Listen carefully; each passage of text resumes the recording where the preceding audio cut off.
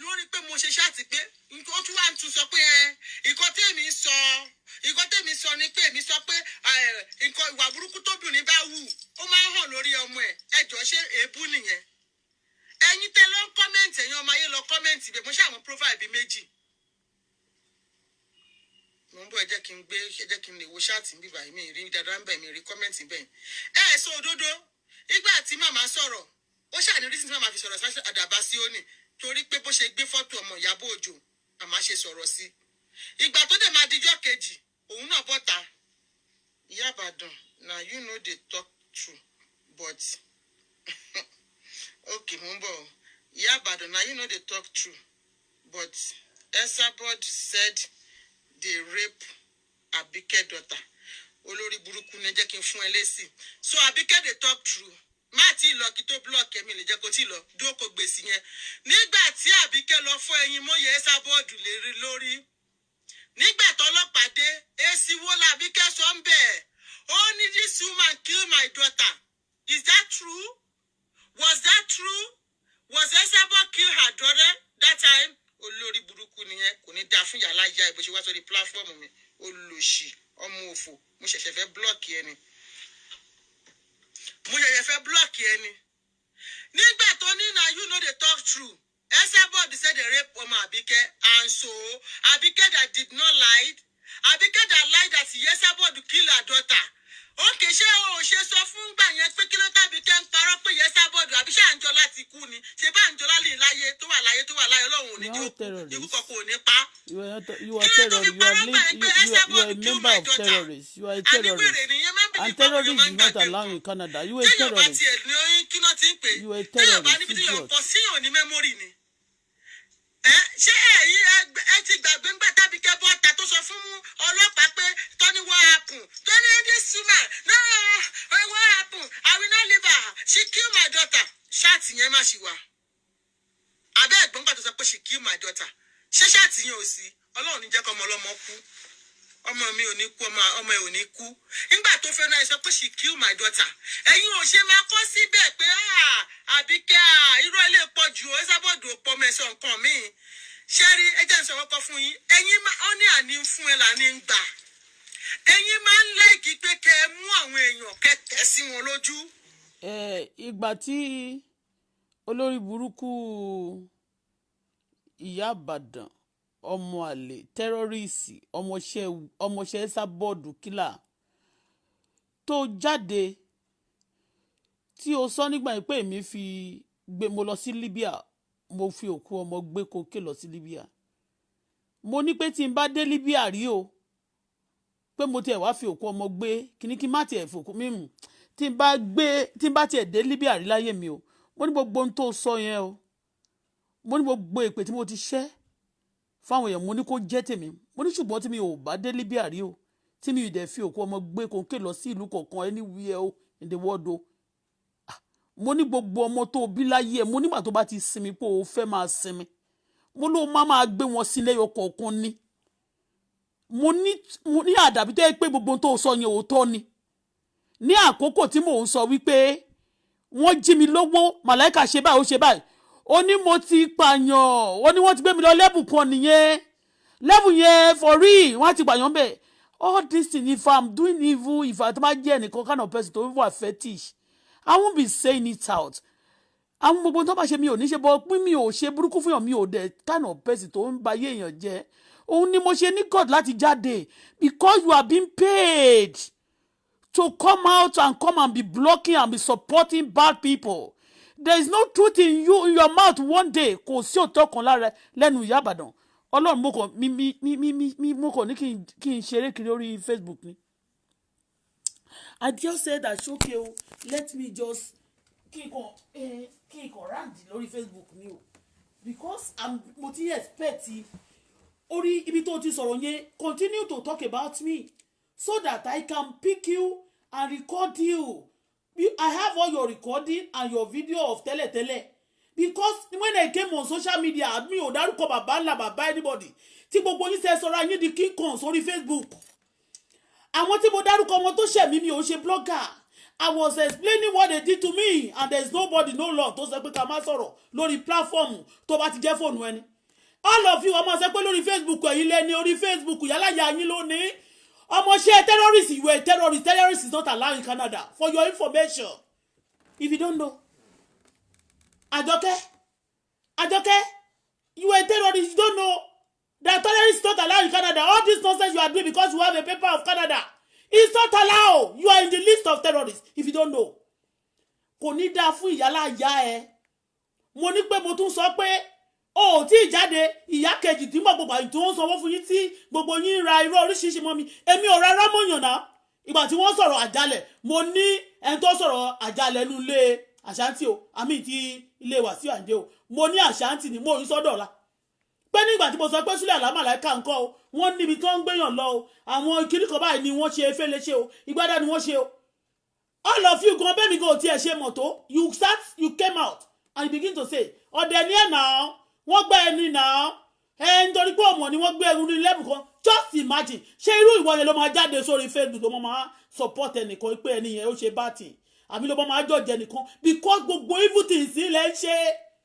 You are not qualified in society ní orílẹ̀-èdè Nàìjíríà o qualified débi pé o máa wá jókòó sí orílẹ̀-èdè Canada tó sweet tó nǹkan tí mo sọ fún ẹni yẹn mo ní máa wẹ́n tó ń sọ̀rọ̀ pé ègún ìyá èèyàn máa ń wá sórí èèyàn bàbá yẹn ò ní kíní kò ń wò rẹ̀ tó ṣèdí mo ń sọ fún ẹ mo ní so ìgbà tí mo wo ṣàtẹ̀ ní ọjọ́ yẹn mo ní so this one can be talking like this ìwọ tó jáde tó sọ wípé èmi ń fi òkú ọmọ tí mo dẹ̀ jáde tí mo wá sọ pé tí n bá ti ṣe o tí gbogbo ègbè tí mo ṣe tó ń ṣe lórí Facebook kó jẹ́ tèmi o ṣùgbọ́n tí mi bá ti bẹ́ẹ̀ bọ́ ni mo máa sin ọmọ ìwọ nígbà tó bá ti fẹ̀yìntì tó fẹ́ máa sinmi lọ́mọ ẹ máa yọ kúlẹ̀ yọ kọ̀ọ̀kan ó máa yọ sọ̀nù tán lọ́wọ́ ẹ̀ bí ọwọ́ because at that time bẹ́ẹ̀ ṣe rí wọn tí wọ́n péjọpọ̀ tì mí yẹn lẹ́yìn tí wọ́n gba owó mi tí wọ́n ṣe kàtẹ́mi ṣe dáadáa fáwọn èèyàn tó ń dẹ̀ ṣe burúkú fún mi ní society bẹ́ẹ̀ yẹn tí wọ́n dẹ̀ jáde ìwọ wá ṣe tán sí pé Auto Korodomu kò ní dáa fún ìyálà ìjà ẹ̀ kò ní dáa fún àwọn tó ní ẹ́ I don't even need to mi ò ní láti dá ẹ lóhùn tó bá pè mí ní Auto Korodomu anything tó bá pè mí you are going to get more than that bẹ́ẹ̀ni you are going to get more than that because God has no respect of anybody ìtẹ̀ sì fi ń ṣeré yẹn Ọlọ́run tó ìmọ̀ apayín lẹ́kún ayérayé lẹ́ fi ń ṣeré Ọlọ́run ilé ìmọ̀ rẹ̀ ẹ ti gbé jombo ẹ ti lọ sílé agbọ́n ẹ ti já agbọ́n dẹ̀ ti ṣùbò yín ó ti ta yín already bọ̀dẹ̀ máa bẹ̀rẹ̀ sí ń gba orú ẹ̀ sára bẹ́ẹ̀ ni mo sọ fún ẹ àwọn tó ń sọ fún yín pé kẹ́ ẹ fọkànbalẹ̀ kò ní séwu gbogbo ọ̀nà ewu máa jọba gbogbo yín ni gbogbo yín máa jọ wà nínú ewu ni àti nínú ìbẹ̀rù àti wàhálà bẹ́ẹ̀ ni mo sọ any man or woman tó ń support iṣẹ́ burúkú tó ń ṣiṣẹ́ burúkú yẹn ṣé ìwọ yẹn tó jẹ́ ọmọ ṣe sábọ̀ kò sí tó ṣe bóyá àgbẹ̀ sílẹ̀ ẹ̀rù ń bà ẹni náà torí pé gbogbo àwọn oògùn mental problem tó ti rà lọ́wọ́ ẹ̀ àti gbogbo àṣírí ẹ̀ tó wà lọ́wọ́ ẹ̀ ó lóun ṣe lè sọ tòótọ́ ọ̀rọ̀ fún wọn bí ìyá ẹ̀ dáadáa kó sọ tòótọ́ ọ̀rọ̀ wọn bí ẹ kú náà ìyá Ìbàdàn wọn bí ẹ dáadáa náà bọ̀ ó lè jókòó kó ní wọ́n gbéṣẹ́ wá o ṣé iṣẹ́ ni kán gbé wá fún yàn kó máa bá tèèyàn jẹ́ káwọn kan bá tèèyàn jẹ́ kán fún ẹ lówó pé ó dẹ̀ jẹ́ obìnrin ẹ bá má tiẹ̀ jẹ́ obìnrin kó tiẹ̀ jọ́kùnrin kán wá fún ìwọ lówó ipe òkè ẹ máa defend àwọn tó ń bá tèèyàn jẹ́ yẹn o. yóò ẹ gbaṣẹ́ terrorist ní broad daylight ẹ wá dó sórí Facebook ẹ ṣe bí kíkan you behaving as if your father your mother your family owns onífà Masuba tó ṣe Facebook tó bá máa sá wọ́n máa ní lórí Facebook ní ẹni tí ọba ti fi tàwọn ṣe ó máa lọ ayé yín ò ní dá ayé ẹ kò ní dá pẹ̀lú ẹni tó ń support terrorist ní ẹ̀mẹ́ olóṣì olórí burúkú ó nígbà tí wọ́n sọ̀rọ̀ yẹn wọ́n sọ Auto Korodomu ṣé Auto Korodomu yẹn èmi ò ní dèébú pẹ̀lú ẹ̀ I don't need mo kò já ẹ sí ni òun gbọ́dọ̀ mi ẹ máa fẹnu fẹ́ra bí abẹ̀bẹ̀ gbogbo ẹni bá support yín gbogbo àwọn tó sọ pé ká máa ṣókò sí kankan gbogbo yẹn mo máa jọ bẹ́ orí yín sọnù papọ̀ ni bẹ́ẹ̀ ni mo sọ fún ẹ Canada don't allow terrorists if you don't know you are a terrorist you go you said it in your chat kò nídìí kẹ́ ẹ ṣe tẹ́ bá lọ gbé kúrò sí it's been taken kò nídìí ẹ sọ nínú ẹ on the May mo tún sọ fún ẹ ní èlé May last year on the 9th of May last year Esabod jáde sí orí Facebook mo record ẹ sórí chat mi ó ní pé òun lọ òun máa pa ọmọ onírìṣà òun máa lọ kánà kó mú ilé ìkọ́dẹ̀ jáde òun gbé ní mọ̀tẹ́ tó bá rí ọmọ mi kó ọmọ ṣe báyìí kó ṣe báyìí nígbà náà wọ́n ti attack ọmọ mi many times ẹ wá rí pé you are going to go scoffy with all those things kò ní yẹ ìyálà ya ẹ bẹ́ẹ̀ ni mo sọ mo tún sọ ọ́ ni mo ṣe pé gbogbo ọmọ ẹsẹ̀ mo ní àdàbí tẹ́ pé mo dé níbi àyẹn rí o àbí mo fòkó ọmọ gbé òkú lọ síbi kankan o tí bá ti ṣe bẹ́ẹ̀ o gbogbo ohun tó sọ yẹn èpè yẹn á jẹ́ tèmi ṣùgbọ́n tí mi ò bá ti ṣe bẹ́ẹ̀ rí gbogbo ọmọ ìwọ ló máa sin wọn lọ́jọ́ alẹ́ dẹ̀ ni bẹ́ẹ̀ ni mo sọ fún ẹ lọ́wọ́ àdàbí tó pé àwọn èèyàn tí mo sọ̀rọ̀ wọn iná mo kúrò àbí mo kúrò mọ́ wọn àwọn nǹkan tí wọ́n tún ṣe tí ò ṣe tó jẹ́ pé Àṣàntì ló sọ pé ẹ kí n gbé màláìkà sílẹ̀ kan gbé Wàsíù mo dẹ̀ jáde nítorí pé mo rí gbogbo èèyàn wà lórí Wàsíù Àyìndé just to save him to save his head but doesn't mean that kò offend me but mo kàn rí pé gbogbo ẹ̀ṣẹ̀ Súlẹ̀ Àlàó Màláíkà nígbà náà gbogbo àti tiẹ̀ ni wọ́n fẹ́ fi sórí òun nìkan gbogbo yín dẹ̀ mọ̀ simply because wọ́n sanwó fún yín ìwọ wá ṣe tán ó wá ní ẹ lánàá yẹn gbogbo wọn lọ bẹ̀ wọ́n lọ ń kọ́mẹ̀tì wọ́n lọ ń ṣe gbá wọ́n lọ ń ṣàwo bóyá lo mọ̀ wọ́n ti sọ fún ẹ ó ti rí gbọ́ ó ti rí gbọ́ ó ní ẹ ṣé wọn sọ níjọ́ yẹn àbí wọn sọ fún yín ni pé láti ilẹ̀ tí mo ti tẹ́ ti jẹ́ ẹ mọ iṣẹ́ tẹ̀ ń ṣe ni iṣẹ́ terrorism ni you are terrorizing you are going after people's life going after people's children home olóò máa wá bá ọmọ mi ní Canada nígbà tí ọmọ ẹ lọ mú gbóyó tí ọmọ ẹ sábọ̀dù tó lòun àti boyfriend ẹ ló jà tí wọ́n ní issue tí wọ́n jọ ń jà lẹ́gbẹ̀ẹ́ títì ó wá ṣe tán wá lóò máa bá ọmọ ní Canada ẹ ti lọ prepare gbogbo ara yín you delete a lot of video ìkan tiẹ̀ deactivate account ẹ̀ méjì ó kù kan bírú ti Dorcas ìgbà tó ń ṣe fún Wàsíù Àyìndé àti ìyàwó ẹ̀ ń jọ sí why tí gbogbo yín fi ń delete account yín why tẹ́ fi ń delete picture why tẹ́ fi ń delete video gbogbo video tẹ́mi ṣe ni wọ́n tún bẹ̀ mí delete ẹ̀ ni mo ní mi ò delete pàtí mo dé court ǹjọ́ ẹ̀ wọ́n ní gbogbo court kí ni mo ní for security purpose I can remove the title wọ́n ní kí n delete ẹ̀ torí court mo delete yẹn náà and we are because mi ò tí gba lawyer at that moment but now United Nations tó tọ́ wà lórí case yẹn ẹ lè ṣègbè èèwọ̀ ni àwọn èèyàn tẹ́mi ti sọ tí mo ti report wọ́n wá sọ pé téèyàn bá tẹ̀yàn mọ́lẹ̀ èmi ò tẹ̀ wọ́n mọ́lẹ̀ gbogbo àwọn yẹn ta ló ní àkékù ìgò làwọn yìí tó máa sọ pé wọ́n fẹ́ tẹ̀ kí ló ṣe fùkẹ̀fùkẹ̀ kí ló succulent ní ara wọn tí wọ́n fẹ́ fi ẹsẹ̀ tẹ̀ tí èèyàn àwọn tó pẹ́ tó bá súnmọ́ ẹ̀gún ni wọ́n tó bá súnmọ́ aṣọ ẹ tó bá jẹ́ pé epo white ló wọ̀ tó bá súnmọ́ epo pupa ni wọ́n ta epo sí tó bá jẹ́ ẹ̀gún ni tó bá jẹ́ pé wọ́n ò tún gbé epo anything aṣọ tó bá wọ̀ wọ́n make sure pé wọ́n fà ya ṣáwọn yẹn ló máa ní wọ́n fẹ́ tẹ̀gùtè ìgẹ̀ wọ́n wá ṣe tán ìgbà tó ń bọ̀ lánàá ọ̀rọ̀ ebú náà ń bá ṣe ọlọ́run ilé ìmàrin gbọ́ ẹnu òórùn I don't feel like talking to any of you but gbogbo yín tẹ́ ṣe ẹ máa jẹ́ ní raw you are going to eat it raw you are terrorizing people and you be doing that for long time lẹ́tí ṣe fún gbogbo àgbáyé lẹ́ẹ̀jẹ́ kí àwọn èèyàn mímọ́ simply because you have your group of terrorism you don't know what you are doing anybody can go you can have a customer on Facebook but not that Ewe Nation kirikan we are going to go after okay search the address search the house search the kirikan search everybody you are telling everybody to search this search that for you any god to torí pé ẹ jẹ́ terrorist to the level that you can even say that you want to go after ọmọ ọba you go to London yẹn àmọ́ ibi tó ọmọ ẹ wà a máa pa ọmọ ẹ onírìṣà ní lórí kíni lórí búlì tẹ búlì ẹ wọ́n máa nílò ẹ blogger lórí búlì tẹ búlì ẹ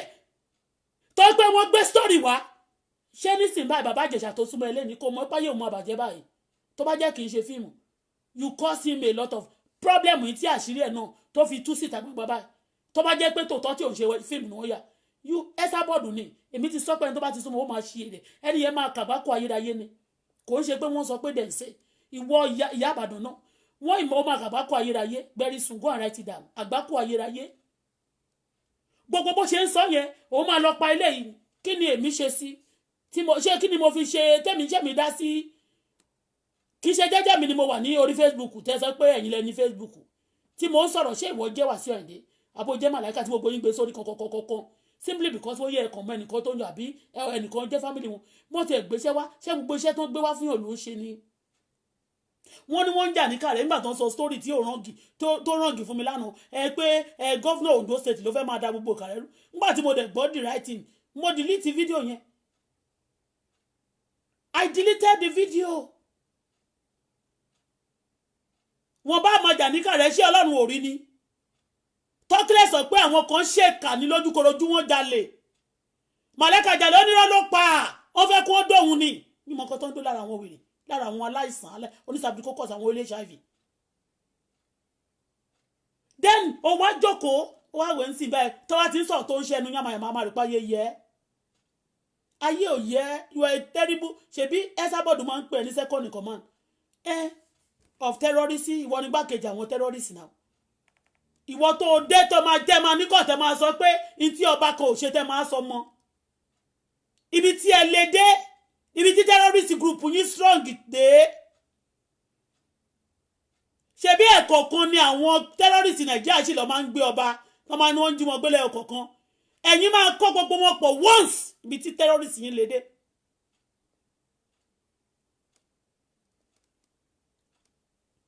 níbi tí terrorist yín lè dé ẹ máa kó gbogbo wọn pọ̀ ní once tẹ́ máa bẹ̀rẹ̀ sí ba ayé wọn jẹ́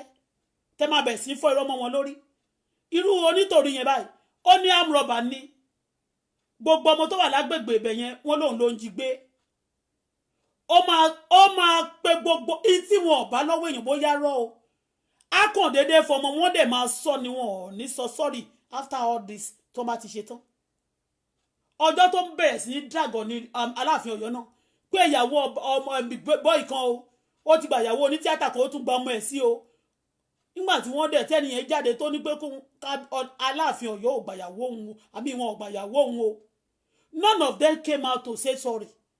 ẹ wá tó gbé ní terrorist team ẹ má máa tẹ ojú ilẹ̀ mọ́lẹ̀ ẹ má máa tẹ àwọn èèyàn bàṣàbàṣà wọ́n bá ní kò sẹ́ni tó lè mú yín ó má bú mi mọ́ ibi tó bá ti ń bú mi ni mò ń wá kiri báyìí àwọn tó bú mi gan tó mọ̀ tí wọ́n sọ fún kó má bàa ní problem wọ́n lọ delete ni irú èyí tó ń pè rẹ̀ ní dòkásì èyí tó ṣe ń jọ yẹn tó fi ń sọ fún support ìyàwó Wàsíù àti gbogbo yẹn kí ló dé tẹ̀ delete ẹ̀ tẹ́ ẹ̀ bá ń ṣọmọ àlè gbogbo yín pátá Esabod jáde ó ní ẹ̀yin orí Facebook ẹ̀yin orí YouTube get yourself be careful kìnìkan because tó mọ̀ wọ́n mọ̀ pé àwọn èèyàn tí wọ́n ní wọ́n fẹ́ máa support ẹ̀ wọ́n ń fún ní information terrorists is not allowed tán bá ní wọ́n fight against terrorism in Nigeria also they must fight against terrorists on the Facebook say no to terrorists Tokunbo Abọ́dẹrìn Ìyá Ìbàdàn àti Ìyá Ìbàdàn àti gbogbo àwọn ọmọọṣẹ́ they are terrorists don't let them deceive you they are terrorists bẹ́ẹ̀ ni mo sọ everything they are doing on social media that's sign of terrorism nìyẹn going after people's life come and sọ pé ó mọ̀ tẹ́lẹ̀tẹ́lẹ̀ kí ló dé tó lọ delete ti Kẹ́mi Olúlọ́yọ̀ àwọn èèyàn ní lọ́wọ́ èmi ní lọ́wọ́ tó ní ìwọ gbogbo wà tó lọ tó fẹ́ pa ní Nàìjíríà kò ṣe pé mi nísìn ṣùgbọ́n mo sọ̀rọ̀ láti tún àwọn evidence gbogbo kan tẹ́ ti ṣe we show it to the whole world we show it to the whole world wọ́n gùn into ma ọ̀tọ̀ gèrèdèmù ọ̀tọ̀ kirikiri ọ̀tọ̀ kirikan gbogbo tó sọ fún ní sí mi yẹn I want you to repeat it ni and you prove it to the world ibi tí mo ti àwọn nǹkan tẹ̀ dẹ̀ ń ṣe is proof everybody they nurse you they monitor you on this Facebook if you don't know you are proof and everybody has a lot of evidence against you you've been doing this for the past 7 years to people. Jòkó fún wọn ṣùgbọ́n tó báwọn náà bá lọ mú rọ́ọ̀kì ṣe mọ̀ pé kò lẹ̀ àbí kí ló ń pe rọ́ọ̀kì kí lórúkọ kí ló Yorùbá ẹ pòfo olóògbé mi jà òun bá ìyá mi Aláṣàbí jà ṣé àwọn ṣé dọ́kàsì bu ẹnẹ ìwọ náà bó ṣe ń gbèjà ya Aláṣàbí náà nìyẹn mọ́mí Bọ́lájí Èkìtì kúrò lẹ́mà bó ṣe ń gbèjà tó yẹ pé wọn ọ̀ṣẹ́ tó lọ ń gbèjà náà nìyẹn olóògbé mi jàbí tí ò ya wèrè mo náà gbówó mi lọ ó gbówó réènì mi lọ owó réènì commission mi kò ṣèmi nìkan o bọ̀ wọ́n. You are not talking about me again but ibi tó ti talk about me yẹn náà ibi bẹ̀ yẹn náà I will cut it for you when you finish I will cut it for you ibi tó ti sọ yẹn so àṣẹ ẹ̀ tí ẹ lé ẹ sábà tó sọ pé lórí Facebook o gbogbo àwọn ọmọ gbogbo ibi kankan tó ti ṣe gbogbo àwọn míìkan tó kó lẹ́yìn ẹ̀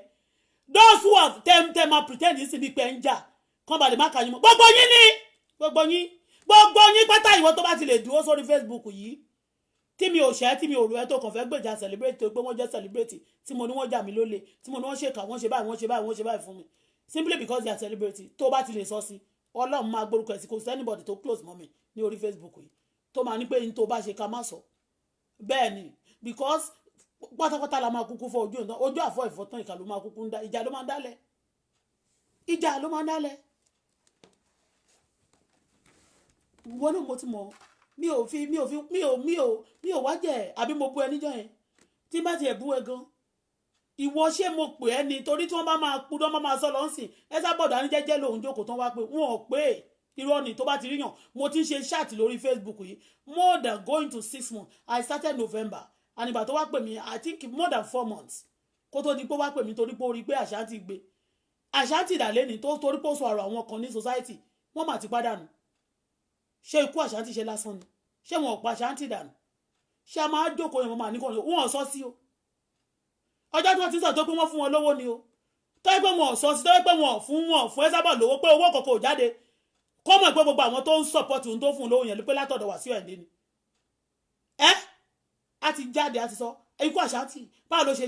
ìwọ ló ṣe kíní kan kò tí tó sọ sí wọn máa sọ sí ṣé ìyẹn ló máa sọ pé òun sọ tòótọ́ ọ̀rọ̀ àbí ẹni tó sọ pé wọ́n rèpù ọmọ òun gangan tí ò sọ sí náà wọ́n sọ pé bàbá Ìjẹ̀ṣà rèpù tó jáde síta gbangba tó bẹ̀rẹ̀ sí ń pariwo nígbà tá a sọ níjọ́ sí tó bá jẹ́ pé kì í ṣe fíìmù ṣé bàbá Ìjẹ̀ṣà ń sìn kó tí foríko tó jáde ńgbà kò sí iye tí a máa tọ̀ ẹ̀yìn pẹ̀lú change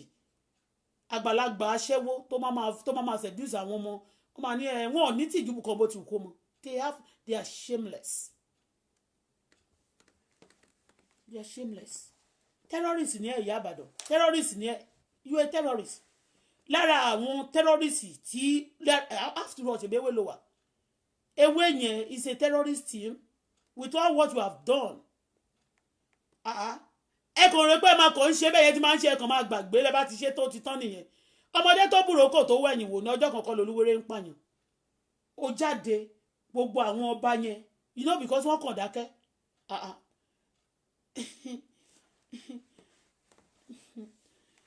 wọ́n lè máa sọ̀rọ̀ bọ̀tì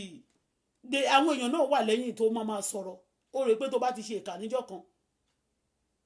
ó ti parí nìyẹn ẹ ti sọ̀rọ̀ ìwọ tó sọ yẹn ọjọ́ tí mo lọ Libya ṣe bí gbogbo èèyàn ló ní rẹ́kọ̀dù láyé ìwọ tó lè sọ pé mo lọ Libya pẹ̀lú ọkọ ọmọ wàá lè sọ passport number tí mo lò èmi kẹ̀dẹ̀ wàá lè sọ wàá lè prove it to the world okay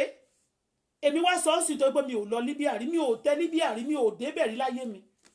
mo wá ní tó bá pẹ́ mo lọ Libya rí o pé mo tiẹ̀ lọ rí o mo ní pé gbogbo èpè tí mo ti ṣẹ́ fáwọn èèyàn kò jẹ́ tèmi ṣùgbọ́n tí mi ò bá lọ Libya rí o tí mi ò dẹ̀ gbókù ọmọ tí mi ò gbé kóńké lọ síbi kankan o mo ní Ìyá Ìbàdàn Àjọkẹ́ mo ní gbogbo ọmọ tó o bí mo nígbà tó bá ti fẹ̀yìntì pé o fẹ́ máa jẹun ọmọ tó ti gbàgbé gbogbo ẹ̀ṣẹ̀ tó o dá mo ló máa sìn wọ́n ní ẹyọ kọ̀ọ̀kan ni ó dẹ̀ jáde kó sọ pé wọ́n sọ fún ẹ pé kó sọ bẹ́ẹ̀ fún mi ni tọjọ́ tó o bá jáde tó o bá sọ pé ń sìn yín o wọ́n sọ pé kó sọ bẹ́ẹ̀ ni o torí pé mò ń sọ̀rọ̀ àwọn kan o ó hàdì lára wọn ìyẹn nígbà yẹn a lè wá treat ẹ̀ physically lò bọ̀ tí pé ó sọ yẹn mo ṣe pé mo ṣe fúnra mo ṣe fún ẹ mo tó bá gbé mo dé Libya tí mo ń tà láti defend ara mi o mo ní gbogbo ìpè kó jẹ́ tèmi mo ní ṣùgbọ́n tí mi bá dé Libya rí o mo ló máa gbé gbogbo ọmọ ẹ̀ sí lọ́jọ́ ogbó o mo ní mo ló máa sin ọmọ òní sí ẹ o ó bá tán èmi ò ní pẹ́ lórí ṣáàtì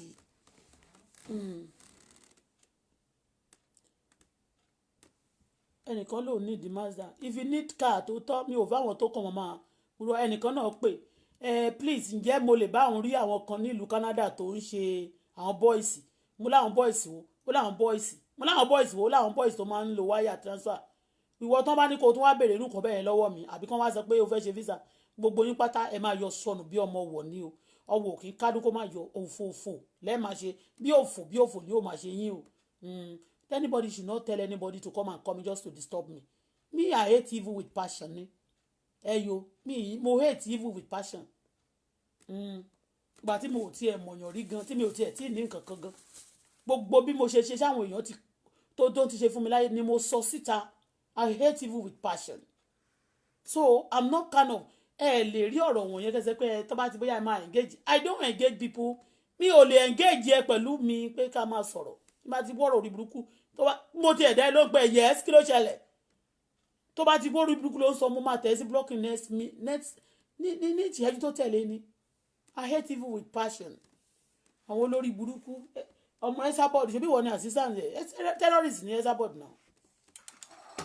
terrorist ní náà àwọn tó ń support àtàwọn tó back àwọn tó gbé jáde tó ń front fún terrorist ní wọ́n náà. nísìnyí nígbà tí mo ṣe chat mi ò sọ pé ẹ̀yin ọmọ Auto Bola mi ò yàtọ̀ sí ọmọ Adébùkọ́lá àti tí mo wú tó wo yín òkè ó tán mi ò lọ́mọ wèrè kankan mi ò lọ́mọ kankan mo fẹ́ mú ẹ níyà mo fẹ́ mú ẹ mi ò fọmọ asínwín tí ìyá ẹ̀gbọ́n bá ti kú go and take God as your father and your mother father of the fatherless mother of the motherless. àbí mo sọ pé kẹ́nìbọ̀dì wá sí gúrùpù mi ò ní ọjọ́ tí mo ti ń sọ̀rọ̀ yẹn lẹ́sẹ̀kẹsẹ̀ làwọn kan ti dìde wọ́n tó tẹ́rẹ́ dìrẹ̀dì yẹn òfò lómi ẹ̀fọ́ ń ṣe má tẹ́rẹ́ dìrẹ̀dì sórí pálífọ́ọ̀mù mi tó bá fẹ́ kúkú oró tó fẹ́ kúkú ìyà gbogbo ẹni dẹ̀gàn mi ikú ọmọ ìbànújẹ́ tó tóbi tó wúwo kàndìkàndì lọ́lọ́run máa dà sí gbá gbogbo yín. God has no respect of anybody.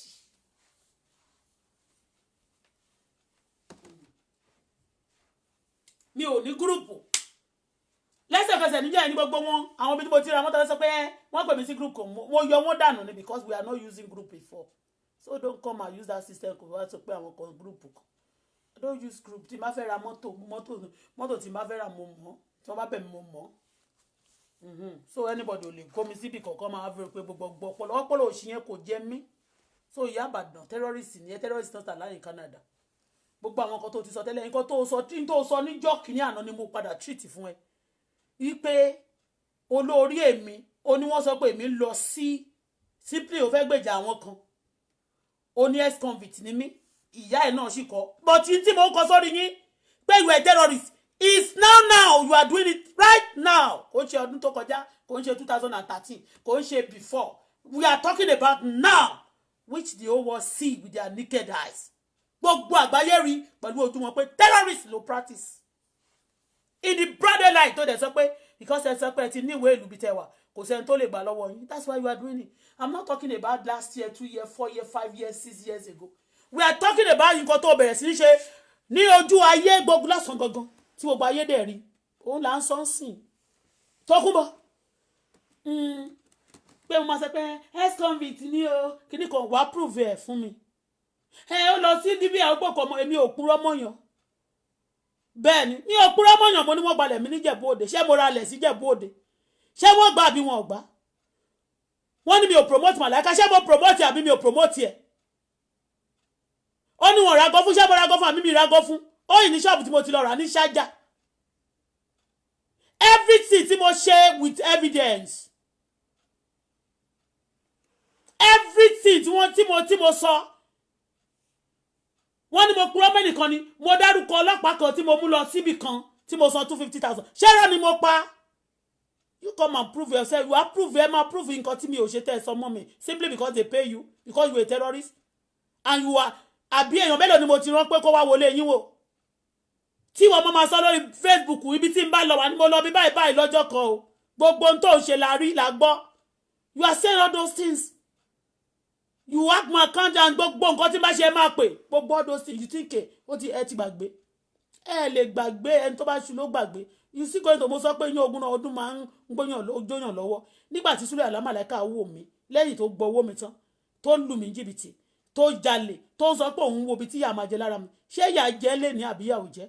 ọ lè máa wé pé ń kọrin bọ̀ tí ẹni tó bá ti ọmọdé tó búrò kò wò sẹ́ẹ̀ ọjọ́ kọ̀ọ̀kan lolúwere lórúkọ ní society báyìí ojú àwọn èèyàn ó lè ní crowd o but àwọn èèyàn gan náà ń wà lẹ́ wọ́n ń wọ̀ṣí wọn they are also watching them àwọn ìjọba they are also watching them wọ́n lè mọ̀yàn but gbogbo tó ti ṣẹlẹ̀ yẹn sẹ́ẹ̀ ó ti wà ní àkọọ́lẹ̀ bí èèyàn kan tí Pàṣọ bá gbé ọmọ kan tí ò bá padà wá sí ojúta bí aṣẹ́wó tó ti ń ṣiṣẹ́ nísìn people know because wọ́n ti gbọ́ nǹkan táwọn èèyàn sọ wọ́n ti gbọ́ people are watching. mo ní wọ́n gbowó lọ́wọ́ mi Pàṣọ kí ló gbowó lọ́wọ́ mi ó yáwó lẹ́yìn kó ní bó ló ti mọ Pàṣọ rí eléyìí kẹ̀ mo dẹ̀ kó fọ́tò síta mo ní mo gbẹ́nu ilé Koko Zaria owó yẹn ìbá máa tiẹ̀ wọ 3 million tí n bá sọ pé mo gbé 100 million sínú ilé tí bá ní mo fẹ́ sùn ẹ̀ fún inú ilé yẹn pé mi ò tí ì lo ilé mi tán ó já inú ilé tọ́wọ́ mi ò dẹ̀ díù tó kó ẹrù mi fẹ́ lòmíì tí bá ní mo fẹ́ sue ẹ̀ fún 100 million mo ní right láti sue gbogbo wọn each one after the other. Ẹ̀dẹ̀ jáde gbogbo nǹkan tí wọ́n ṣe yìí wọ́n dẹ̀ sọ pé ó yọ̀dẹ̀ ní mo yọ̀dẹ̀ náà ni mo fi rẹ́ẹ̀tì ilé lọ́wọ́ èèyàn tí mo sanwó wọ́n ní rán ni mi ò rẹ́ẹ̀tì ilé o ṣe ni wọ́n fún mi nílé lọ́fẹ̀ẹ́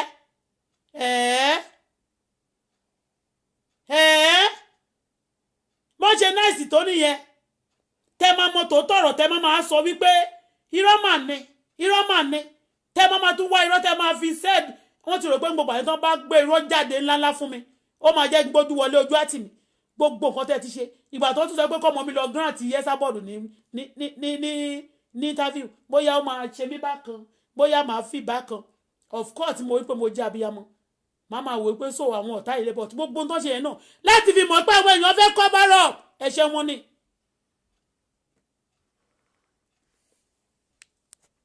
wọ́n fẹ́ cover up ẹ̀ṣẹ̀ wọn ni wọ́n ní ọmọ ẹ lọ ṣe kinní kan wáì tí wọ́n ló máa rò bóyá ó máa tì mí lójú ṣó tì mí lójú. lára àwọn èèyàn sọ pé gbogbo ìtàn tiẹ̀ ti sọ yẹ kójú ti èmi Bọ́lá Fọláṣadé ìdá ìrò pójú máa fi tì mí yẹn you are using that to expose yourself. You are exposing yourself to the whole world. Ó máa ti lójú ni ó yẹ kó máa ti gbójú pamọ́ sí mo lé mi. Pé kí ni? Ṣé bí mo ń sọ̀rọ̀ yín ni àwọn èèyàn mọ̀ pé ṣe lára ń ta yín náà. Tara ń ta yín gidi gan pé your secret must not be open but this is opening to the whole world. Ẹ dẹ̀ purọ́ mọ́ simply because you want to because you want to fẹ́ jà fẹ́ nìkan kò sọ̀rọ̀ tó tí ò gbẹnu yín kò sí nǹkan tẹ́ lè ṣe you go after king you go after anybody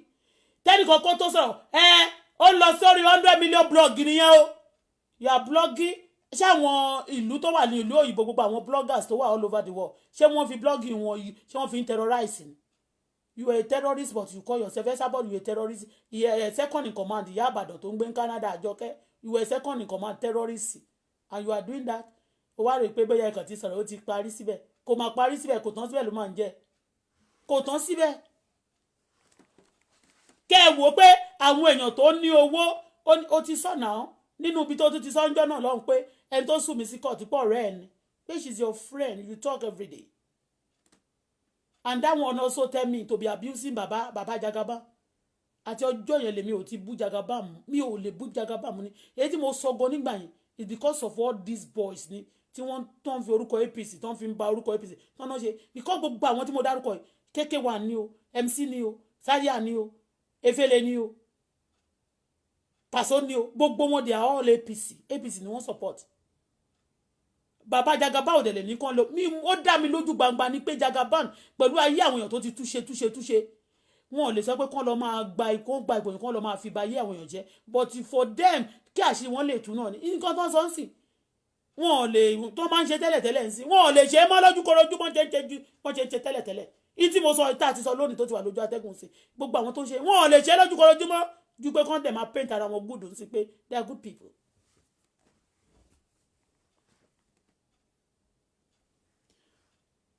ó wá jáde ó wá ní gbogbo ìwọ ọmọ pé gbogbo nǹkan tó bá ti ṣe léni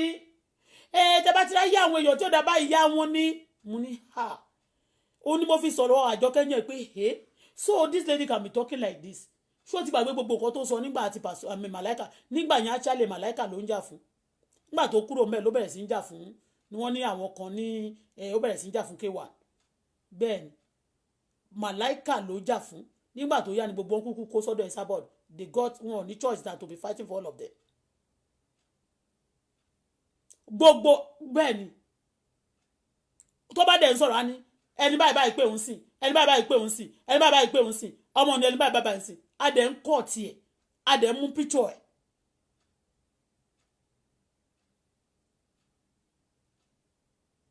wọ́n dẹ̀ tún sọ pé ókè o ẹ̀yin méjèèjì lẹ́ bá máa lọ ṣojú wọn ní diaspora mo dẹ̀ ní ẹni tó ní kí wọ́n máa ṣojú náà ní diaspora òun náà máa jáde á máa sọ nǹkan tí ó sọ pé kán máa ṣojú òun ní diaspora tó bá ti ṣe tán ẹni bá ti parí àwẹ̀ tó bá lọ sa ògùn tì mí gbogbo ọmọ ìwọ ló máa sí gbogbo ẹnikẹ́ni tá a bí nínú obìnrin tó bá lọ sa ògùn tí èmi Bọ́lá Fọláṣadé àbí tó sọ ògùn tí ọmọ mi Adébùkọ́lá gbogbo ìrẹ́ dàbẹ́ lẹ́yìn ìjọba parí gbogbo ọmọ yín ẹ̀yin lẹ́ máa sísẹ̀ ọmọ ò ní sí yín o bẹ́ẹ̀ ni à ń sọ sẹ́ẹ̀ lẹ́ni a máa rò pé irọ́ ni ìwọ tí aburú máa ṣẹlẹ̀ sí lọ́la you don't know You don't know. Tẹra mọ́ ìkà tẹ́ ń ṣe ìkà fáwọn ọmọ ọlọ́mọ. A ní ọgàn ní simply because wọ́n fẹ́ di ọ̀rẹ́ àwọn celebrity yẹn kó lè connect wọn mọ iṣẹ́ burúkú wọ́n ṣe dé Nàìjíríà gbà yẹn. Wọ́n náà fẹ́ wọ ẹgbẹ́ àjálẹ̀. For real tó bá jẹ́ pé àjálẹ̀ wà tó wọ́n fẹ́ wọ ẹgbẹ́ nǹkan tó ń sọ nìyẹn. Ibẹ̀ yẹn náà fídíò yẹn náà wà. Gbogbo ẹ̀ pátá ni wọ́n ti gbé kúrò nígboro. But a ní lọ́wọ́ àwọn fẹ́ wọ ẹgbẹ́ àjálẹ̀ ṣó da bẹ́ẹ̀ yẹn kó jẹ́ pé you understand me because of money. Gbogbo nǹkan tó ń ṣe lórí Facebook ẹ̀ rí gbogbo ohun tó bá ti lọ go tó bá ti bẹ̀wọ̀ pé kàn go after people they pay their money and terrorize bẹ́ẹ̀ yẹn. Mi ò tí ì ráyè ni ó ní àwọn ṣáàtì kan tí mo fẹ́ ṣe mi ò tí ì ráyè mo fẹ́ béèrè question àwọn èèyàn tó tẹ máa ń fún yín lówó yẹn but I don't have time for now. Tó bá ti gbẹ̀ wọ́n ní iṣẹ́ kan tó bá ti ní kán bá wọn ṣe yẹn wọ́n lè máa àwọn èèyàn lè máa pariwo àwọn èèyàn tí ò rí tí wọ́n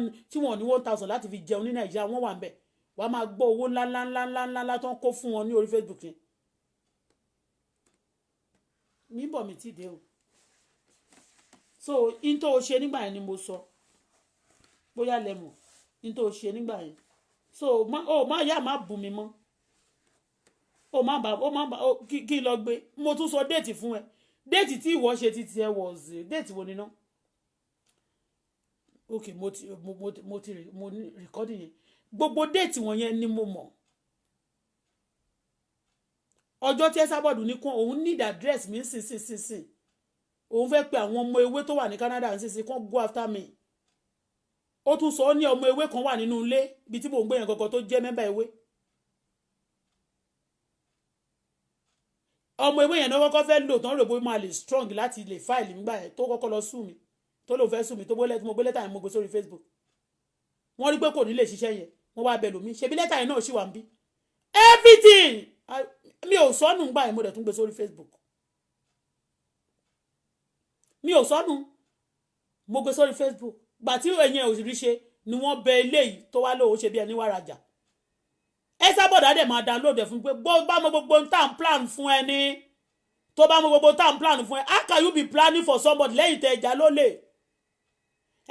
ó gbé òun ọlọ́run jẹ́ kó òun tó máa fi gbé tẹlifíṣàn fún yàn ókè tí bá wá náwó fún Wàsíù Àyìndé tí bá náwó fún gbogbo wọn bẹ́ẹ̀ yẹn kí ló máa mú kán tó wá wà lémi tí ìbá jẹ́ pé bóyá wọ́n jẹ́ ritualist àti terrorist àti apààyàn mọ́dára.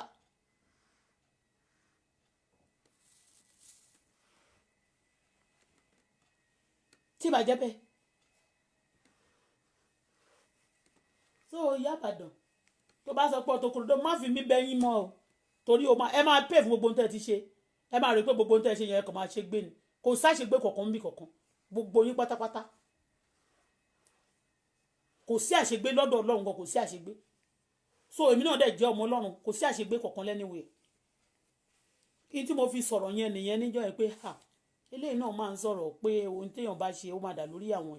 ṣé wọ́n dẹ̀ wá purọ́ mọ́ ẹ pé ṣé wọ́n lọ́mọ ẹ ya wèrè mo dẹ̀ bèèrè lọ́wọ́ pé ṣé ikùn ẹ tó ní ikùn ẹ tó le gàràtà yóò pè mí náà tó gorodo ṣe bí mo tóbi àbí mo tóbi mo lọ́yàn mo nídìí mo lápá mo ní gbogbo ẹ̀ bọ́ ti wọ́ ọkàn níkùn ni ọwọ́ ẹ̀ wá gbẹ bí ọwọ́ wèrè ọwọ́ ẹ̀ gbogbo omi tó yẹ kó wà lọ́wọ́ ọwọ́ ẹ̀ dàbí ọwọ́ àwọn tó ní wárápá ìwọ orí ni ọwọ́ ẹ̀ bí ọwọ́ àwọn tó ní wárápá lọ́wọ́ ẹ̀ ṣe rí gbogbo omi ọwọ́ ẹ̀ tí ó ti fọ́n tán ó ti gbẹ nǹkan kan wà nípò ẹ̀ tó ń gba gbogbo omi ara ẹ̀ tó ń gba omi apá omi ẹsẹ̀ ó ń wọ síkùn bọ́tí èmi bí mo ṣe rí mo nídìí mo ní gbogbo nǹkan tí Ọlọ́run tó bá jẹ́ Kòródòmù ní nǹkan orúkọ tó ń pè you are most welcome to call whatever name you but you see Kòródòmù yẹn kò tiẹ̀ sí ẹ̀ṣẹ̀ nínú bẹ́ẹ̀ but pé èmi fi òkú ọmọ gbé kónkè lọ sí Libya pé mo fi òkú ọmọ gbé kónkè lọ sí Libya you don't know it's a gravity nísìnyí wọ́n ní terrorist yẹn mo pè yín ní terrorist and the whole world knows ẹ ti lọ náà ẹ̀yin àti gúrùpù kejì tẹ́jọjọ lọ tẹ́ lọ sí London ẹ wo dídí kó lọ Dublin oko terrorist team mi lọ bá wọn ní London the whole world see those things ó rẹ pé ó ti parí all those things nígbà tẹ́ fi ń ṣe yẹn Ọlọ́run fi yẹn ń prepare ó fi ń prepare yín ni pé when your destruction come òṣùwọ̀n yín wọ́n lè rí a lot of enough evidence for you okay you think say àwọn èèyàn tó ṣe pàtàkì they are tired of you a máa ní ẹ̀rùn sọ̀rọ̀ ìjọba wo ló ń sọ ṣé mo ṣe ń sọ̀rọ̀ ìjọba ló máa sọ pé olórí burúkú eléyìí púpọ̀ ṣé mo ṣe ń bú tó máa bú wọn ṣé mo ṣe ń sọ̀rọ̀ ìjọba nìyẹn. You raise awareness sí kankan bá ṣẹlẹ̀ nílùú. Say no to terrorism, say no to kini confront, say no to all these things. The government of the country, we need assistance. Ṣé yẹn ló ṣe ni? Abẹ́ẹ̀kan máa sọ pé kán bully, kán go after somebody, go after ọba yẹn. Ó máa pa wọ́n ni. You a mafia, you are this and that, kini kan. Ẹ̀yin olórí burúkú. Olórí burúkú ni ẹ̀nà. Olórí burúkú. Mo ṣépè, mo ní pé tó yẹ pé mo dé Libya rí o, mo tún sọ. Àbí mo jẹ́ ìfòkú ọmọ gbé kókè lọ sí ẹni ìlú káàkiri àgbáyé anywhere níwọ̀ o. Gbogbo ìpè tí mo ti ṣẹ́ lórí Facebook kì í ṣe fún wọn nìkan kó jẹ́ tèmi o. Ṣùgbọ́n tí mi ò bá dé Libya rí o, tí mi ò dẹ̀ fòkú ọmọ gbé kókè lọ bí kankan o. Mo ní ìyá Ìbàdàn, ìwọ ló máa sin ọmọ ò ní sí ẹ́ àti tó ya wèrè tó bá ti fẹ̀yìntì. Nígbà tó bá sinmi tán pé ọkùnrin ti balẹ̀ pé ó ti kójọ láyé àwa máa dàrú a máa bọ́mọ ẹ lọ́wọ́ wàá sunkún wọlẹ̀ bẹ́ẹ̀ ni pé ó máa gbọ́mọ sí pé ó máa ṣọ̀fọ̀ gbogbo ọmọ tó bí láyé bẹ́ẹ̀ ni mo sọ ṣe bí mo sọ sí mo tó wá pé mo ṣe mo máa ń defend ara mi mo ní képo yẹn jẹ́ tèmi ṣùgbọ́n tí mi ò ṣe o táwọn èèyàn jà mí lólè tí wọ́n tún wá jáde tẹni terrorist group nìyí gbogbo ọmọ tó bí láyé nígbà torí èmi gbà tèmi ṣe ṣẹ́ ní South Africa mo wò pé okay let me go and build a house in my country nígbà yẹn ẹ̀sìn mi sọ fún mi ó ní I'm not going no mo wá wò pé jẹ́ ẹ̀mí kọ́lé sí èkó tí n bá kàn jìnnà sáwọn family mo kàn wí pé kọ́kàn mi balẹ̀ tí ipá ti ṣe o ìpele ilé làbọ̀ sí mi that's what I think o mo wò pé kọ́kàn mi balẹ̀ mo ṣiṣẹ́ mi mo gbàdúrà those who knows me they know that I pray and been praying for years mo ti gba Jésù láti 1989 yẹn láti 89 ni mo ti ń gbàdúrà ti today ni mo ń gbà of recent wọ́n ní kí n kàn tí ẹ̀ dákẹ́ ni kí n má gbàdúrà for some time any man or woman kò sí bó ṣe lágbára tó láyé tó bá gàn mí ọ̀run tó fi gàn mí yẹn máa ṣí ẹ́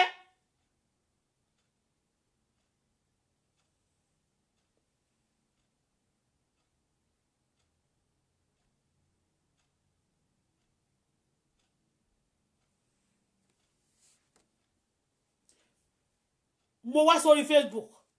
nígbà tó wá yá òun ló wá bá òun yóò kàn máa ń bìlìfì ní pé ẹ máa ń bìlìfì pé you been there nobody can stop you mo ní wọ́n gbé mi dìde fún ìṣubú àwọn ìka ìdìde àwọn olódodo gbogbo oníkà tó bá wà ní sọ̀rọ̀ níbi ó máa ń lọlẹ̀ ní tèmi bá débẹ̀ kò it's better you be a person a righteous person mi ò ṣẹ̀wọ̀n mi ò rò wọ́n wàá tí máa sọ ó gba tẹlifíṣàn irọ́ ló pa mo dẹ̀ mú àwọn mo kò mú fíù àwọn pictures kankan mo mú jáde ẹgbà tó tún rí kí ló lọ kówó ẹ̀ fún wọn fún kí ló náà lọ ságbó fún agbo tí wọ́n sọ pé kí ló lọ ẹ̀ jẹ́jẹ́ mi mo máa jókòó sílé ní wọ́n ní kí n wá promote olórin mi ò wó lórin lọ pé mo fẹ́ promote olórin mi ò wá wọn lọ pé mo fẹ́ mọ̀ wọ́n rí láti ìgbà yẹn tí mo ti wá promote Màláíkà kí ló dé tí wọ́n wá bẹ̀rẹ̀ sí tí wọ́n ń ba nǹkan jẹ́ débi pé wọ́n níbi ẹ̀sìn mi wọ́n pa ni náà wọ́n dẹ̀ ń pààyàn lójúkorojú wọ́n ti sọ pé ń tọ́ ẹ̀ nítorí pé èmi ń kọ́ mi ò I don't want to talk now but Ìyá Ìbàdàn ó ti sọ̀rọ̀ níjọ́sí má gbàgbé pé fídíò yẹn sì wà lórí Google o ṣó gbàgbé ṣó mọ̀ pé iná ẹ̀ ó ní ìwọ tó wá ní guts láti gbé picture mi sórí Facebook láti fi picture mi ṣe ṣàtọ́ mi pé mo gbé mo dẹ̀ sọ pé terrorist ó wà lórí wọ́ọ̀ mi báyìí mi delete ẹ̀ but terrorist nìyí because kò sẹ́ni kọ̀ọ̀kan tó jáde báyìí mi ò dẹ̀ bẹ́ anybody lẹ́ni o kó jáde kó wá speak fún mi o for you to know that all of you are terrorists that time gbogbo yẹn nobody you go after me because those people are celebrating lójú yín to me they are killers of destiny then wọ́n fún yín lówó ńgbà yẹn wọ́n bẹ̀rẹ̀ sí sọ jábàyàbá wọ́n wá di lánàá wọ́n á sọ̀rọ̀ pé gbogbo téèyàn bá ti sọ lẹ́nu ó máa fa wàhálà sórí ọmọ ẹ̀ gbogbo èpè tí mo ti ṣẹ́ ń jọ́sí o ti gbàgbé ẹ̀yin náà ṣépè fún mi náà tẹ́ ṣépè fún ọmọ mi kó lè ràn mí nítorí pé mi ò ṣe èpè mi ò ṣiṣẹ́ èpè torí èmi fúnra mi máa sọ pé àdàbí tó yẹ pé mo ṣe nǹkan tẹ́ sọ yìí àdàbí tó yẹ pé èmi mo ṣẹ̀yìn o àdàbí tó yẹ pé ọ̀rọ̀ yìí ó kàn yín lọ́wọ́ kàn yín lẹ́sẹ̀ nípa pé ẹ sọ pé ẹ mọ̀ àwọn kan wo kò sí gbogbo ẹni bá gàn mí ó máa gbogbo ẹnikẹ́ni tó pẹ́lẹ́ wà lémi yẹn ti spiritual aspect of it ni mo fi ègún yẹn sílẹ̀ kó o lè lọ wẹ̀ nínú odò kò sóbi tó ní tó fẹ́ fi wẹ̀ èpè yẹn sọnù ṣé o mọ̀ pé mo fi àdàbí sí ó mọ̀ tún mọ̀ àdàbí tó pé n tó sọ yẹn tòótọ́ ni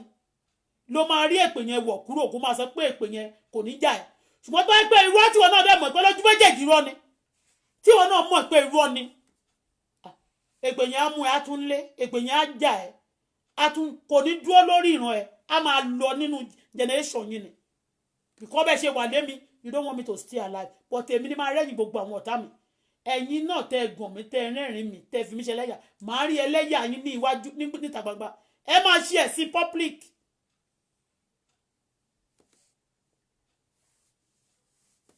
Look at ṣé nígbà yẹn sì á lè mọ̀ pé bàbá Ìjẹ̀ṣà tó bá jẹ́ pé kì í ṣe fíìmù ni wọ́n ṣe ó súnmọ́ Esabod sí ó release gbogbo kìíní yẹn gbogbo ọgbà yẹn tó bá release àṣírí gbogbo Ọọ̀ni Ifẹ̀ tó bá tiẹ̀ jẹ́ pé mọ̀ pé Ọọ̀ni Ifẹ̀ gbàgbé gbogbo àwọn òkè tó wá release gbogbo tóun náà ti ṣe wọ́n mú padà wá. That is why gbogbo nǹkan tí ọ̀nà tí mo rìn rí àwọn tí mo mọ̀ rí mo sọ síta gbangba I said it with my mouth. Mo ní any other thing anybody bá sọ irú ọgbà bára rìn ọmọ mi gbà tó lọ sọ́dọ̀ Esabod wọ́n rò bóyá wọ́n fẹ́ fi nà mí wọ́n rò bóyá wọ́n fẹ́ gbogbo ẹni tó fọmọ nà mí náà ó máa sọmọ nà wàá ṣòfò ọmọ dànù ọmọ máa kú mọ́ ẹ lójú sáni wo tí wọn bá pè mí kán bẹ́ẹ̀ mi ti wọ́n bá ti ẹ̀bẹ̀ mí gan kò sí Ọlọ́run sọ pé ó ní because you have said it only I will do it because what they want for you is what will happen to them gbogbo wọn fẹ́ kí nǹkan mi máa bàjẹ́ ni gbogbo nǹkan yín ló máa bàjẹ́ lójú ẹ̀mí yín. Lẹ́yìn tó ń ṣe yẹn tán wọ́n gbé ọmọ yẹn wá sọ pé òun ò mọ̀ mí ni mo ní ẹ̀ ọmọ ọgbẹ́ òun ò mọ̀ girama kan nítorí pé wọ́n fẹ́ fi gbogbo nǹkan tọ́jú mi kí n bá lè sọ pé bóyá ayé sùn mi ẹ̀yin báwo ẹ̀yin lẹ́ máa ṣe ẹ̀sìn ọjọ́ kejì iléyá nítorí sọ ní tí mo rí ẹ tó ń sọ tó wọ́n náà ń kánsẹ̀lì àwọn èèyàn ó ní mo ṣe jáde o wípé so you too you can open your dirty mouth and be saying that ní téèyàn bá ti ṣe báyìí tìyá ló ja pátá jù nígbà tó mọ̀ pé o bímọ kí ló ń dóró fún nígbà tó mọ̀ pé o bímọ kí ló ń dóró fún kí ló ń terrorize àwọn èèyàn fún ó ní mo rí tó wọ́ wá ń link out láti sọ pé níta bá ti ṣe báyìí ó máa stẹ̀ lára ẹnìkan lọ́la nígbà tó bá bímọ tó máa ń dúró ni ìyẹn ni mo wá ń sọ ńgbà yẹn pé torí pé àwọn tó bẹ̀yìn gbà náà ni pé wọ́n fẹ́ kí ẹ máa ṣiṣẹ́ yẹn lọ kémi má ṣe pé kí n má dẹ̀ gbàdúrà ó ṣépè fáwọn ọmọ ọlọ́mọ mo ní pé tí n bá ti ṣépè yẹn máa ní àdàbí tó yẹ pé o ní tẹ́ sọ yìí o mo purọ́ mọ́ wọn àbí àdàbí pé irú ọkọ tó sọ ìtòótọ́ ni o ìyẹn náà ni o máa ní gbogbo ẹnikẹ́ni tó bá mẹjọ gbogbo ẹni ṣogun tì mí olùwàjò parẹ́ jẹ́ kó sọmọ nà jẹ́ kó ọmọ ẹ dòkú olùwàjò ṣọ̀fọ̀ ọmọ gbogbo ẹni ṣogun tì mí tó pa mí lẹ́kún olùwàjò ṣọ̀fọ̀ ọmọ wọn ló ń ṣépè fọmọ lẹ́mọ ní ó bàjẹ́ ọmọ ó fẹ́ bàjẹ́ ọmọ lẹ́mọ jẹ́ so èmi yẹn tẹ́ wà tí lọ́rùn yẹn ṣe fẹ́ tú ayé mi ṣe ni pẹ̀lú gbogbo irọ́ ńlá tẹ́ gbé dá jáde tẹ́ fọmọ mi lórí ọ̀rọ̀ tí mo sọ níwájú tí mo sọ nípa kéwọn mo ló gbalẹ̀ mi mo ló ṣe báyìí fún mi ṣé mo purọ́ ni nǹkan báyìí ibi tí wọ́n ní wọ́n gbé mi lọ níbi bẹ̀ yẹn mo sọ yẹn náà mo ní efe le àwọn àtàbúrò ẹ̀ oúnjẹ ló jẹ́ mi efe le rí mo ní mo dẹ̀ ti pé ọlọ́pàá rí tí wọ́n ti ní mọ́ ọlọ́pàá tún gbowó lọ́wọ́ mi tó tún tẹ̀lé K1 ṣé mo purọ́ mo ní mo promote Màláíkà wọ́n ní mi ò promote Màláíkà ṣé mo purọ́ tí gbogbo yẹn ní orí ẹ̀ lẹ́ máa dálé àṣàtì tó kú yẹn náà Ọlọ́run dáríjì mi torí ẹ̀ you don't know what you are going to do what you are going to say that are going to cause you everlasting trouble you got to be careful. You got to be careful. Simply because àwọn ti bẹ̀ yẹn wọ́n rapist tó ti molestation tó ń gbé jáde bàbá jẹ́ tó pé àwọn yẹn jẹ́ celebrate ni ó tún fẹ́ mọ̀ wọ́n ni. Ìyẹn àwọn yẹn ò wá fi kọ́gbọ́n pé bàbá Ìjẹ̀ṣà tó wá níjọ́sí náà ńgbà tó kúrò lọ́dọ̀ Esabod kí ló padà gbẹ̀yìn ẹ̀ báyìí ẹ̀sìn ìta gbangba. So anybody tó bá lọ sọ́dọ̀ ẹ̀ náà sí tó bá ti rò pé òun ríyàn tí ò bá ṣọ́ra á kò máa fara kó ẹ̀sìn ìta gbangba náà ni. So iye wọn kan máa wí pé bóyá wọn kàn fẹ́ ṣe bóyá pé wọ́n máa ní wọ́n kàn fi ṣe wípé wọ́n súnmọ́ kí ló kàn mí èmi ò fẹ́ súnmọ́ yín àwọn ẹ̀gún àwọn ìgò àfọ́kù àwọn epo tó máa ń tako tó máa ń dà sálẹ̀ èèyàn àwọn aláṣọ dúdú àwọn ìkà tó kó sáyẹ́nsáyẹ́n dání tó ń fọn sójú èèyàn àwọn tó máa ń da yẹ̀pẹ̀ sí gàrí èèyàn àwọn tó máa ń depo sálẹ̀ èèyàn àwọn tó máa ń fani láṣọ ògo ya I refuse to get close to you majority of àwọn celeb òṣùwò ni olórí burúkú.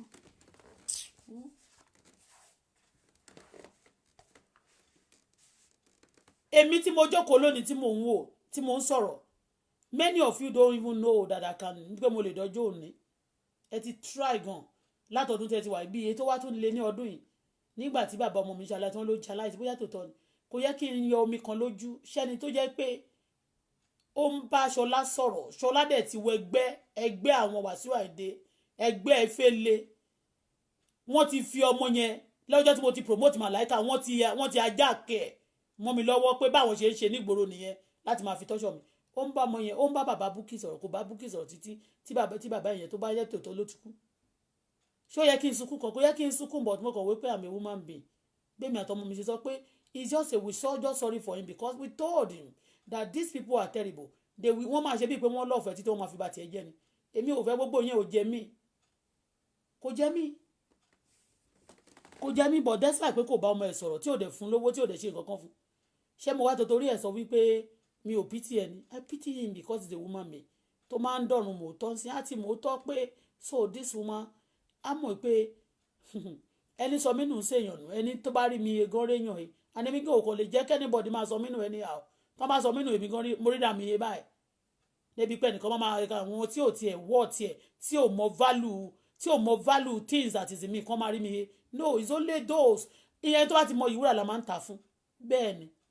ọlọ́run jọ o má kàn fi mí fún ẹni tí ò mọ yìí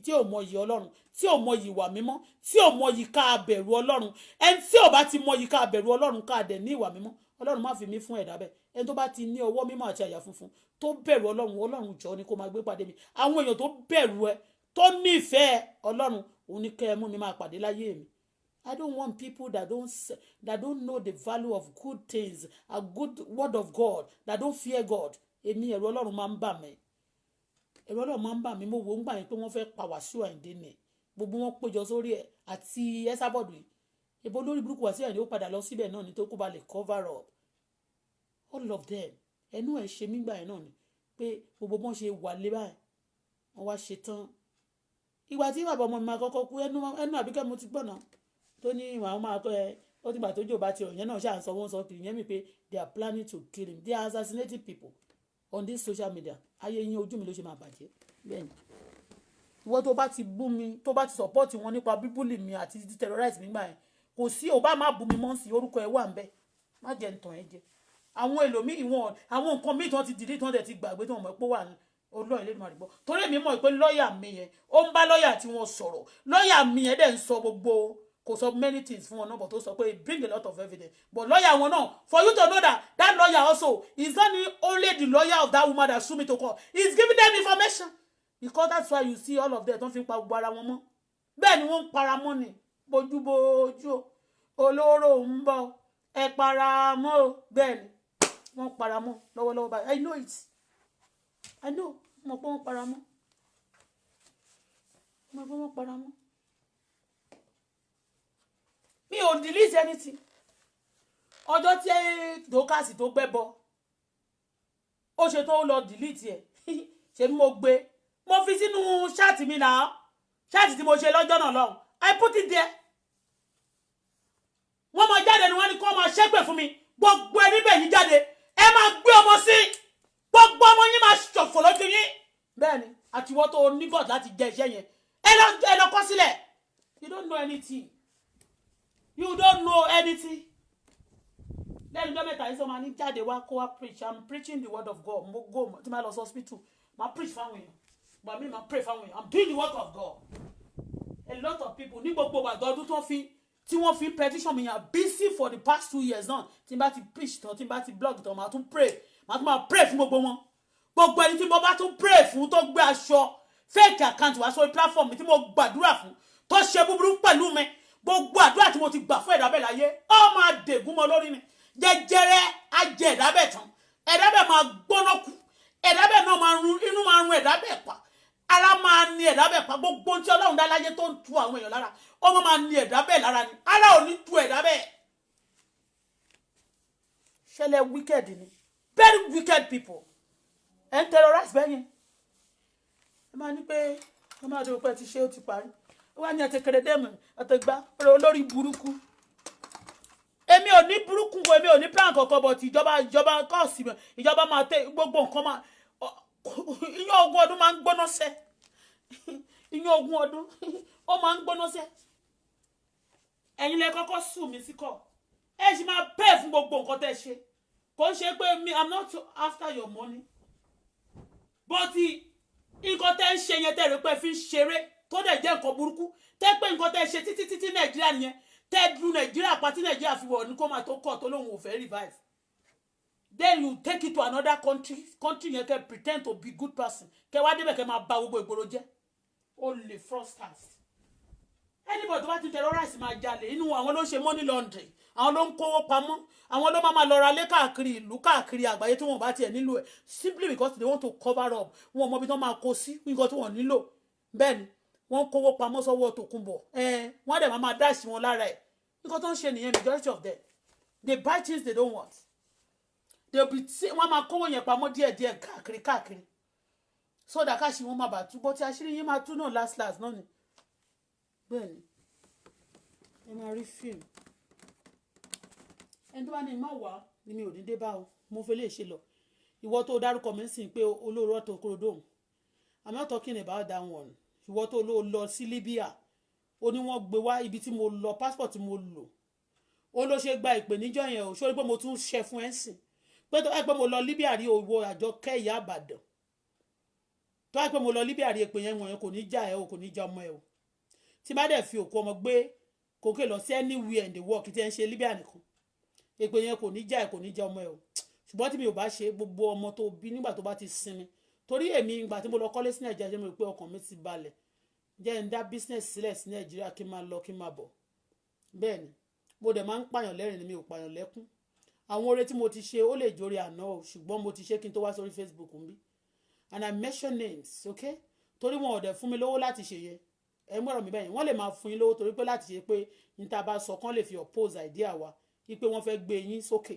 wọn ò gbé mi Ọlọ́run ló gbé mi oore tí mo ṣe kí n tó wá sí orí Facebook ni mo wá sọ ọ́ tí mi ò bá gbé kókè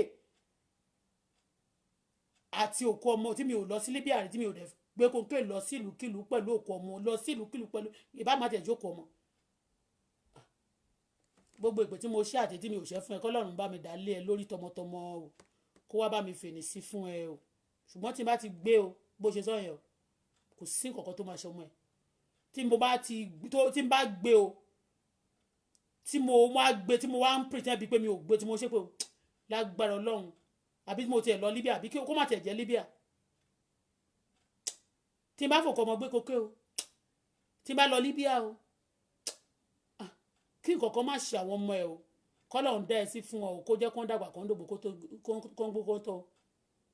ṣùgbọ́n tí mi bá gbé o ìwọ ló máa sin wọn ló bá tán àtọmọmọ ogun yẹn dẹ̀ máa jà láti ìran kìíní dé ìran kẹrin ni lórí ẹ torí bẹ́ẹ̀ ṣe pọ̀ lórí mi gbà yẹn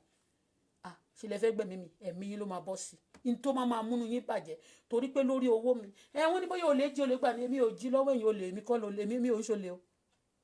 mo ti sọ iṣẹ́ tí èmi àti bàbá ọmọ mi ṣe ní South Africa I don't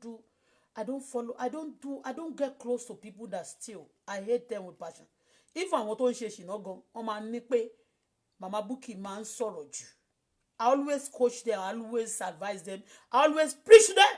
When you do evil, I tell you to stop. And when you don't stop, I cannot go out. And you cannot close to me. So two cannot work together except they are in agreements. So I'm not a pretender. The only thing I do most òun náà ni pé tí n bá ti bẹ̀rẹ̀ sọ tó gbọ́ kí n pariwo mú ẹ kóhùn mi lọ sókè that's all that's what I do kí n get angry with that thing because n tí o bá dẹ̀ ti go well with my spirit I must reject it resist the devil he will flee from you ni.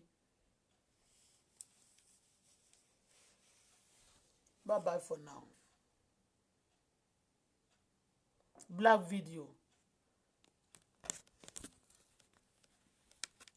Kí ló fẹ́? Black video. What do you want? Don't want to show my face. And so?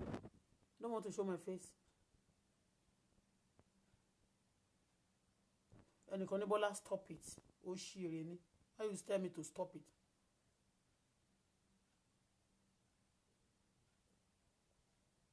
Mo ní tí n bá gbé kòńké lọ sí ìlúkìlú o. pẹ̀lú ọkú ọmọ wa bí ẹni tí kó bá tẹ̀ jókòó ọmọ. mo ní kí ọmọ Àjọkẹ́ má kú o kó má ṣọ̀fọ̀ o kó má ra burú o ṣùgbọ́n tí mi ò bá ti ṣe o mo ní gbogbo ọmọ tí wọ́n sanwó fún láti wà lémi láti kúrò ọmọ mi láti ṣe oríṣiríṣi pẹ̀lú mi mo ní gbogbo ọmọ sọmọ sọnù mo lọ́mọ Àjọkẹ́ bò ń lọ sọ tó jáde ìyá tó lóun ya késẹ̀tì ó lóun rí mi ní Libya nígbà tó yá ó lóun lé mi kọ́ ó jáde wá nígbà tí mo fi ọ̀rọ̀ òkú ọmọ sí mo sọ pé tó bá jẹ́ pé mo ṣe bẹ́ẹ̀ mo ní gbogbo ẹ̀yin tẹ́ ẹ sọ bẹ́ẹ̀ tó wọ́n máa sọ gbogbo ohun tẹ́ ẹ máa ṣe tẹ́ bá ti fẹ́ blog tẹ́ fẹ́ terrorize àwọn èèyàn gbà yẹn wọ́n máa sọ nǹkan tẹ́ máa sọ fún ni mo ní àtẹ̀yìn tó gbéṣẹ́ fún yín àtẹ̀yìn tẹ́ gbéṣẹ́ náà jáde tẹ́ nígọ̀ láti ṣe bí nǹkan tẹ́ sọ yẹn ṣe fẹ́ pa mí ni bí ẹ ṣe pọ̀ lórí mi yẹn lójú mo ní ẹ máa gbọ́mọ sí ẹ máa gbọ́mọ sọnù nígbà tó bá ti fẹ̀yìntì pé ó fẹ́ máa sinmi láyé mo ní gbogbo nǹkan á máa yọ bọ́lẹ̀ ọkọ̀ kan á máa yọ sọnù bí ìgbàlẹ̀ aṣẹ́ lórí aṣẹ́ lẹ́sẹ̀ á bàjẹ́ ayọ̀ tán pátá bí mo ṣe sọ nìyẹn o. olórí burúkú Tòkunbọ̀ what are you doing here kò ní dáa fún ìyá láyà ẹ̀ o kò ní back to your child irọ́ ló pa ṣé o mọ̀ pé mo wá sọ ọ́ sí o mọ̀ rí tí tó fi lè back to my child o mọ̀ pé o ní láti sọ bẹ́ẹ̀ you don't need to say that olórí burúkú èèyàn Tòkunbọ̀ ọmọ àlè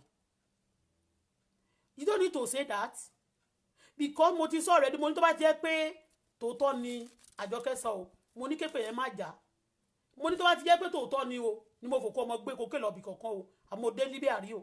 mo ní képe yẹn gan jẹ́ tèmi mo ní ṣùgbọ́n tí mi bá gbọ́kú ọmọ kò gbé kókè lọ ìlú kankan tí mi ò dẹ̀ fòkó ọmọ gbé kókè lọ sí Libya tí mi ò dẹ̀ lọ sí ìlú kankan bolo mo ló máa sin gbogbo ọmọ ẹ̀ àti wọgbọ́n ẹ̀ sábọ́ọ̀dù ìwọ ní titi ẹ̀ náà onítọ́mọ ẹ̀ bá kú oní kò ṣe nǹkan kan fún ẹ̀ tó lọ́ aláyé bàjẹ́ ni ẹ̀ olófo terrorist tẹ́lẹ̀tẹ́lẹ̀ nǹkan ṣẹ́ni tó àwọn tó máa gbé àwọn ọmọ náà tó máa di bọ́ǹbù mọ́ lára tó máa ní kó lọ commit suicide bomb ó ti wà possessed now you are antichrist aṣòdì sí Kristi nìyẹn now ìwọ ẹlẹ́mìí òkùnkùn ẹ̀mí ẹranko ló ń wọ́rí ẹ̀ now ẹ̀mí ẹranko ló ń wọ́rí ẹ̀ you are animals now so àtiwọ́ náà lórí burúkú ní ẹ ìgbà tí òun ní ó ṣẹ̀ṣẹ̀ pé ń jọ sí òun lè ké òun ló wá sunkún ní kinní kan ṣèbí gbà yẹn ìbẹ́ mú ṣèbí délé lọ sọ́dọ̀ yín bí ò bá lọ sọ́dọ̀ yín ṣé ó máa kú ni.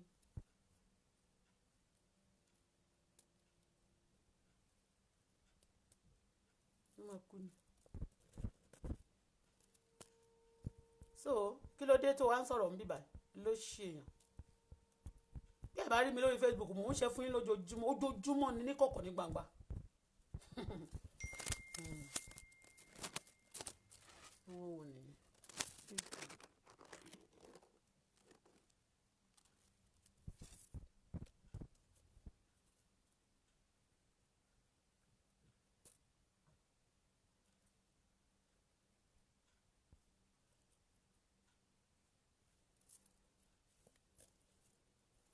There's no any relationship between me and Esabod, for your information. But Wasiu Ayinde, when I was talking about, I brought a case of Wasiu Ayinde on social media. I'm not a blogger. I was telling story, what they did to me in Nigeria, and Wasiu Ayinde happened to be one of those wicked souls that I come across.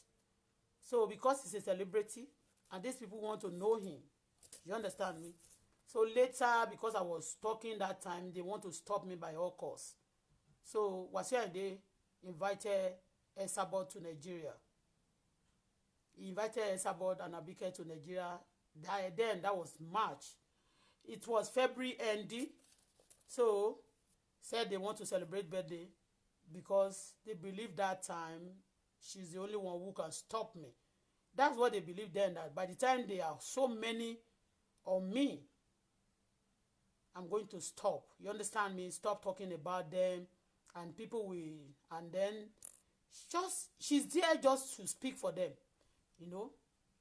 to convince people that I'm lying actually against them. You understand me? After they pay them, they pay. They've been paid for that job. So for you to know that a lot of people pay them to terrorize people. So they are terrorists. Those people also who invited Esabod. And the man also said that they want the Esabod and the other lady should be representing them in diaspora. I don't know about what. You understand me? So since then, she came back. The trouble was much. She go around. That time, only girl that's speaking for me on the social media was this lady. So that's why gogo tó fi lọ sọ́dọ̀ ọ̀gbẹ́ yẹn gbà yẹn tó lọ advice ẹ̀ tó lọ pè ó lọ approach ẹ̀ tó pè ìyẹn bóyá ṣe dé báyìí ìyẹn kàn bẹ̀rẹ̀ sí ń bú mi ni ìyẹn kàn bẹ̀rẹ̀ sí attack me so just go and run even gan ṣége yẹn gan nígbà yẹn lọ́hùn òun ló lọ round tó lọ ń pe gbogbo wọn just to get people to be so much about on me so I can stop talking about this celebrity